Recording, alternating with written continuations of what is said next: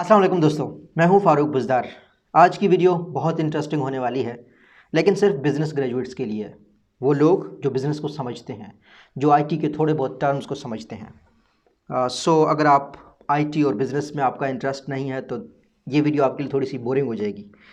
तो आप बाद में कहेंगे कि भाई बहुत बोर किया है आपने। बट वो लोग जो कि इंटरेस्ट लेते हैं आईटी से रिलेटेड, बिज़नेस से रिलेटेड, वो इसको बहुत इंटरेस्टिंग इंशाल्लाह फाइंड करेंगे। प्रॉब्लम है आजकल कि व्हाट्सएप की न्यू प्राइवेसी पॉलिसी। सोल्यूशन क्या है? लोग कह रहे हैं ये ऐप इंस्टॉल करो, वो ऐप इंस्टॉल करो, ये करो, वो करो।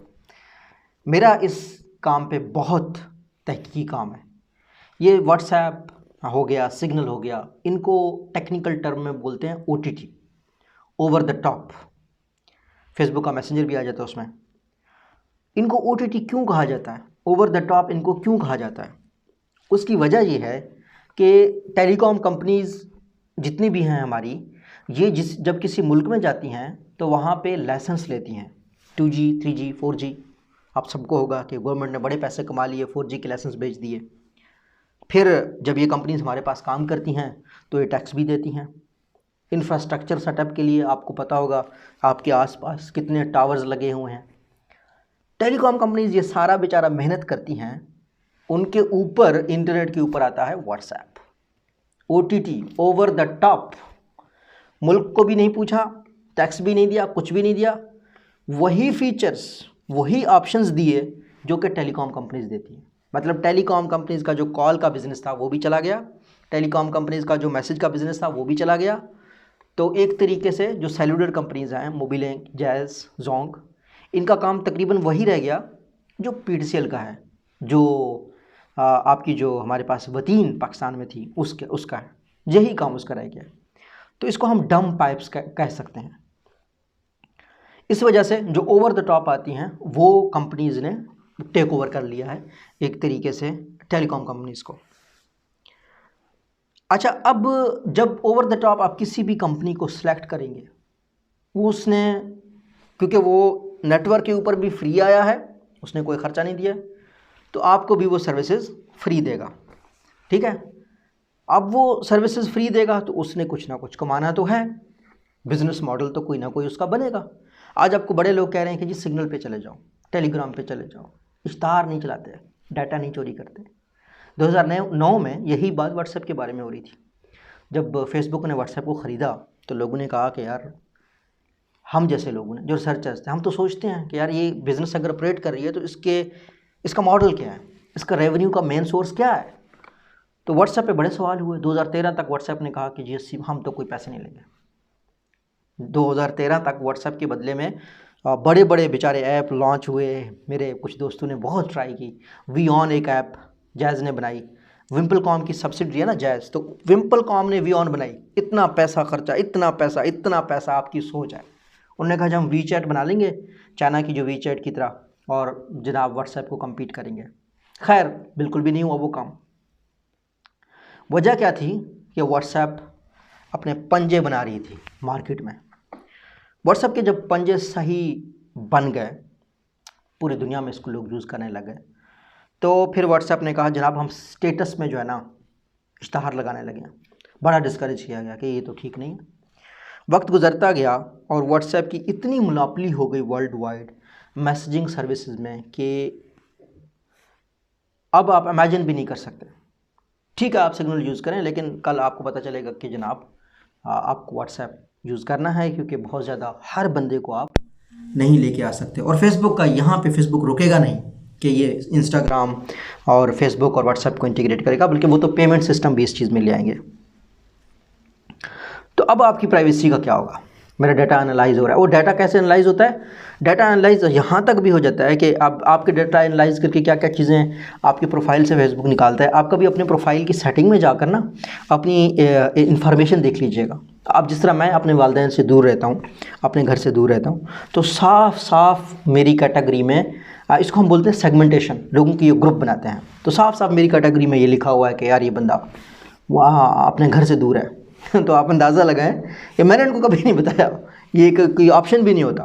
आपका प्रोफेशन तक आ जाता है, आपका इंटरेस्ट तक भी आ जाता है कि आप पॉलिटिक्स में इंटरेस्टेड हैं, आप बिजनेस में इंटरेस्टेड हैं, आप किस डोमेन में इंटरेस्टेड हैं। तो ये आपके डाटा को तो माइन कर रहे हैं, बता के कर रहे हैं, नहीं बता के कर रहे हैं, इट्स अप टू देम। अब पॉइंट ये है कि क्या आप क्या करें। आप सोच रहे होंगे कि आप सिग्नल पे चले जाएं, आप टेलीग्राम पे चले जाएं, क्या करें। मेरा जो ज़ाती पर्सपेक्टिव अगर आप पूछेंगे, मैं आपको ईमानदारी से कहता हूँ 2-3 साल बाद सिग्नल भी यही कर रहा होगा, टेलीग्राम भी यही कर रहा होगा। बस ये एक हवा उन्होंने बना दी है अपनी स्पेस बनाने के लिए, कुछ भी नहीं होगा। क्योंकि इन लोगों ने भी तो पैसा कमाना है। कब तक वो आपको फ्री जो है ना एक ऐप देते रहेंगे, कब तक? उनकी टीम ने कुछ पैसा नहीं बनाना, कमाना नहीं है। इश्तहार वो कहते हैं हमने नहीं चलाना, एडवर्टाइज़र को हमने डाटा नहीं देना। तो भाई आप ये ऐप क्यों चलाएंगे? क्यों चलाएगा सिग्नल को क्या ज़रूरत है? तो ये बात आपने अपने जहन में जहन नशीं कर लेनी है कि कोई भी ऐप, कोई भी OTT प्लेटफॉर्म आपके डाटा का ख्याल नहीं रखेगा। आपको अपने डाटा की खुद जिम्मेदारी लेनी होगी, ठीक है। और सबसे बड़ी ज़िम्मेदारी ये है कि आप वीडियो बनाते हुए, पिक्चर बनाते हुए फ़ोन में ऐसी चीज़ें रखें ही ना, प्राइवेसी वाली चीज़ें बिल्कुल ना रखें। और जो बेस्ट वे है वो ये है कि आप अपने घर में कुछ ऐसे मोबाइल फ़ोन या ऐसे कैमरास ले लें अपनी पर्सनल पिक्चर्स के लिए, अगर लेना ज़रूरी भी हुआ तो ये सलूशन है। कंज्यूमर की जो प्राइवेसी प्रोटेक्शन है ना, उसमें बेसिकली जितनी भी एकेडमिक तहकीक हुई है उसमें 2 मॉडल्स हैं हमारे पास, 2 मॉडल्स हैं। एक मॉडल वो है जिसमें जो कस्टमर है वो खुद ज़िम्मेदार है अपनी प्राइवेसी का। आप जब व्हाट्सएप यूज़ करेंगे, जब सिग्नल को डाउनलोड करेंगे, मैंने आज इसको किया है, तो साफ साफ लिखा होता है कि आप खुद ज़िम्मेदार हैं भाई, जो भी करेंगे इसमें, अगर हमारी ज़िम्मेदारी नहीं है, ठीक है। तो ये क्या है कि इन्होंने आपको प्राइवेसी आपके अपने हाथ में दी हुई है। तो दूसरी साइड पे हैं जनाब आपके बैंक्स। वो कंपनीज़ आपकी प्राइवेसी की जिम्मेदारी लेती हैं। मिसाल के तौर पर अगर आपका बैंक का डाटा चोरी हो गया, बैंक में अगर आपके पैसे शैसे चोरी हो गए, तो बैंक जिम्मेदारी लेती है। मेरे स्टैंडर्ड चार्टर्ड का मैं स्टैंडर्ड चार्टर्ड यूज़ करता हूँ पिछले 8-9 साल से। तो मेरे क्रेडिट कार्ड का डाटा कंप्रोमाइज़ हो गया एक दफ़ा, तो मैंने कॉल की, बल्कि मुझे अगले दिन खुद ही कॉल आई थी बैंक की तरफ से कि सर आपका डाटा कंप्रोमाइज़ हो गया, आप अपना एड्रेस दे दें, हम आपका कार्ड भिजवा देंगे मलेशिया। तो मेरा कार्ड आ गया था। तो क्या था कि प्राइवेसी की ज़िम्मेदारी बैंक ने ली हुई है, लेकिन यहाँ पे प्राइवेसी की ज़िम्मेदारी आपकी अपनी है। तो लेकिन चाहे बैंक हो चाहे यहाँ हो, आने वाले दिनों में क्योंकि बैंक भी डिसेंट्रलाइज होंगे। क्यों? क्योंकि बहुत ज़्यादा लोग कह रहे हैं कि यार सेंट्रल बैंकिंग सिस्टम का रिसेशन का मसला होता है, अचानक कंपनीज बैंकरप्ट हो जाती हैं। ये एक पूरा सब्जेक्ट है ब्लॉकचेन का, जो एक दिन मैं इंशाल्लाह डिस्कस करूँगा, फाइनेंशियल सिस्टम की डिसेंट्रलाइजेशन को। तो इसमें भी लोगों को बहुत ज़्यादा इतराज़ है। तो एक ना एक दिन सारी चीज़ें ऐसे ही सेंट्रलाइज हो जाएंगी।